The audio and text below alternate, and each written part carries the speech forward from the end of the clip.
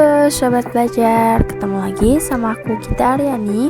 Dan tentunya kali ini kita akan belajar bersama lagi. Untuk kali ini kita akan belajar mengenai pengelolaan aset pada audio coding. Nah sebelumnya, kalian tahu gak sih apa itu aset?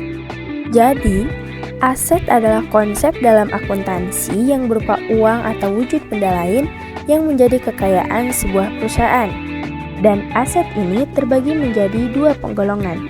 Yang pertama, aset lancar dan yang kedua, aset tidak lancar, di mana perbedaannya terdapat pada umur ekonomis. Biasanya, aset tidak lancar memiliki umur ekonomis lebih dari 1 tahun. Nah, untuk kali ini kita akan membahas mengenai aset tidak lancar. Untuk cara menginputnya, pertama-tama kita membuka fitur accounting pada Odoo Accounting. Nah, selanjutnya kita masuk ke dalam menu configuration dan pada menu manajemen ada yang dinamakan dengan aset kategori.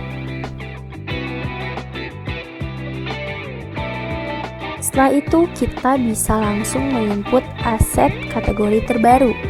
Nah, karena sekarang yang kita bahas adalah aset tetap, maka aset tipenya tentu adalah aset tetap yang memiliki umur ekonomis lebih dari 1 tahun.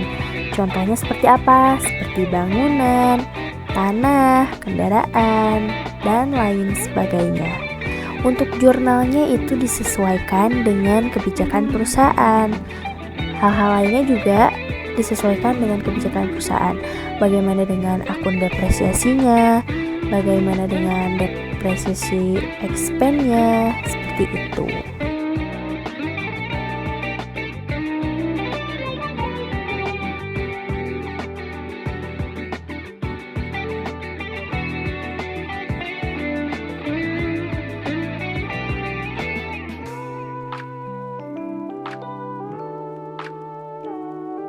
Selain mengenai akun tipe, ada juga depreciation account.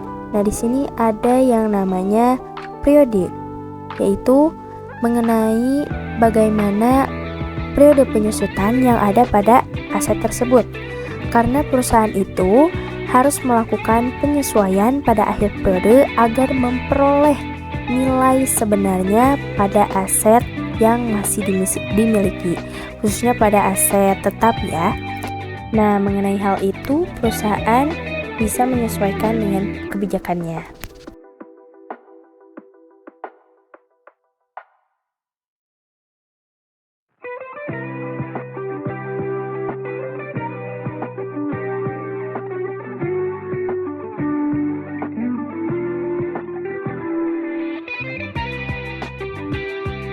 Nah sobat, jadi metode penyusutan atau disebut dengan depreciation method itu terbagi menjadi dua jika ada di Odoo Accounting.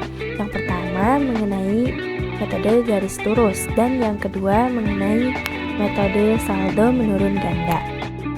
Jika sudah selesai menginput, maka bisa langsung disimpan. Setelah ini kita masuk pada menu accounting dan mencari fitur aset pada menu manajemen. Nah, di sini kita menyesuaikan lagi mengenai nama aset tetapnya. Kita sesuaikan semuanya dengan kebijakan perusahaan, mulai dari depreciation-nya, lalu the first depreciation-nya itu ada juga gross value, ada salvage value, ada juga ratio value. Nah, intinya setiap hal-hal yang harus diisi pada Odoo Accounting ini akan melihat kebijakan perusahaan. Jadi ada yang diisi, ada juga yang tidak. Itu jadi tergantung pada kebijakan perusahaan. Begitu. Jika sudah selesai, jangan lupa untuk mengisi compute depreciation juga ya. Setelah itu bisa langsung disimpan. Nah, agar setelah ini bisa dibuktikan apakah ada aset tetap yang terdaftar pada kategori aset perusahaan. Seperti itu. Itu dia pembelajaran untuk hari ini. Dan jangan lupa saksikan terus video selanjutnya. Dadah!